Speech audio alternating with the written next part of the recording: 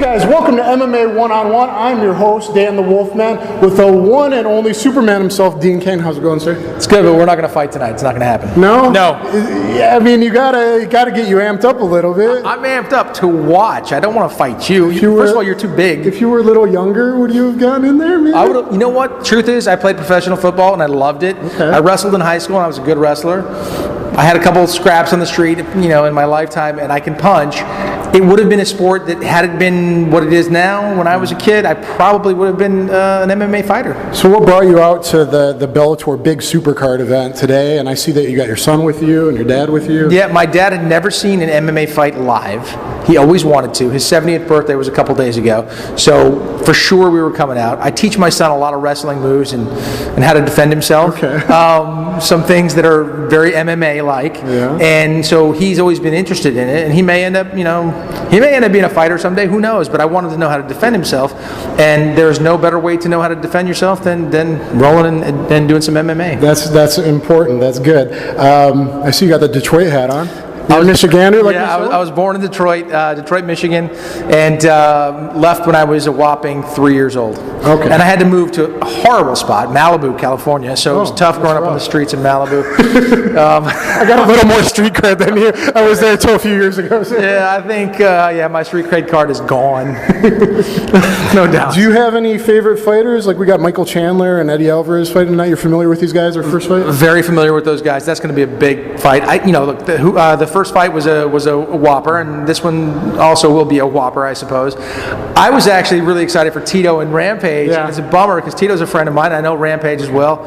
And, when those heavyweights go at it, I mean, it is those bombs. When you're sitting close, and I'm sitting close, it's good.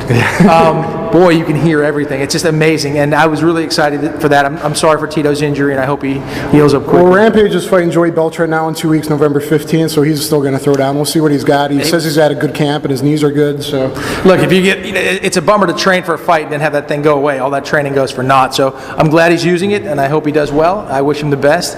I was gonna pull for Tito tonight. Had that been the case, thank you, Tito. Please don't ever hurt me. I look forward. I mean, all these. We didn't even miss an undercard fight. I mean, we got here early. We want to see it all. That means you're a real fan. I appreciate that. That's great. And I used to train with Tito and Rampage together when they were together back in 2002, 2003. So that was a long time ago. Yeah. So you got the wrestling background. You played Superman, and besides that, you were pretty tough. I'd like to talk about Stars Earned Stripes. Absolutely. If you don't mind, what was that like as an experience? Stars Earned Stripes was one of the greatest experiences I ever had. What we did is a bunch of celebrities. We were paired up with military operatives, and we went on these training missions, live rounds, live everything. And I was fortunate enough to be paired up with Chris Kyle, American Sniper. They're making a film about him and his book. I had already read his book before I got in there, and I just have such great respect. We saw some military guys inside tonight, and I will take my time. Every single time I see somebody, I will stop, thank them for their service and just how much I appreciate them, and let them know that that America appreciates them and what they do. I travel the world. I go everywhere where people don't have the rights that we do, and I understand how important they are.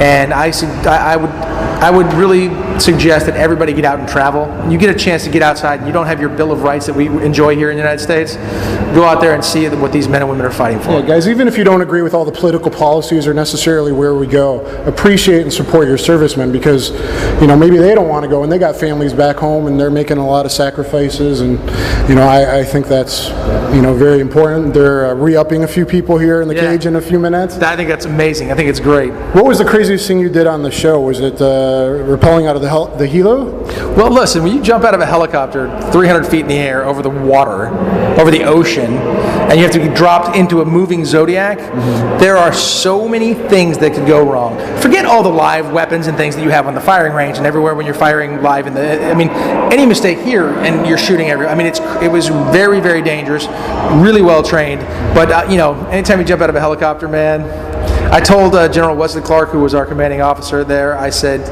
it was a real leap of faith, and he said, well, Dean, it's a real leap of faith every time. I was like, yes, sir. You don't know the guy who's holding your rope or doing anything, so you got to trust them as much as like you meet somebody like, I'm going to jump out of this helicopter. You make sure you control this. I've never met you. Let's do it. And that's the stuff that happens all the time with you. What was your favorite weapon system? I was really just the Scar 17, I couldn't miss anything. It's a heavy weapon, but man, I could shoot that thing. And then, well, Chris Kyle trained me on the sniper rifle. It was what exactly was that? M110, I think. Was it 20-round Bucks magazine, like the big M16? No, basically? we were one at a time. Single shot. Sniper Okay. rifle was. So it was a Remington 700P, basically. No, I would know it if I said it. I forget what it was. I'm just not a professional. Okay. I know it, but now on the spot, I'm not coming up with it. But it was I never got to shoot the sniper rifle in competition. But man, I was good on that because I was getting trained by the guy who wrote the Navy, the Navy SEAL sniper manual. And guys, it's horrible what happened to him. I mean, to make it through all the shit, honestly, that he made it through, and then to get it back here trying to help out a returning serviceman and take him shooting, it's. Chris, his entire mission became taking care of the men and women that came back, and it's the most admirable mission in the world. His wife Taya, she's a great girl, and his kids are wonderful, and he had to make that decision at that point in time to continue in the armed services or to be a father. And then the way he felt he could serve at the same time, because he missed the guys badly, and he missed being out there. He's a guy who belongs in the middle of the shit at all times. You want him there, and it was harder for him, I think, in regular life than it was for him in the middle. For guys that have seen combat or even been close to it or had IEDs go off, it's very hard. And we got the Wounded Warriors program. We got Hired for Heroes, a Brian Stan MMA fighter runs. There's another MMA event in a few days on a military base. So guys, support MMA, and MMA in the military kind of goes back and forth because it's still that hard training, supporting your teammates. Even though MMA is an individual sport, you don't get prepared for a fight by yourself.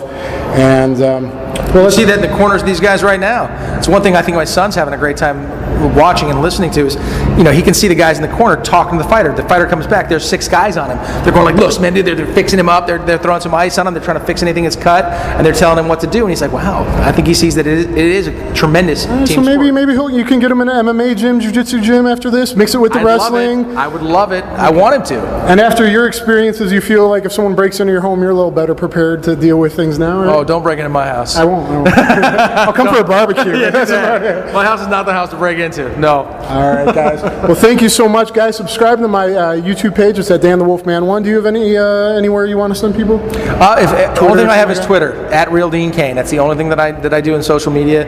But I do post some opinions on there from time again.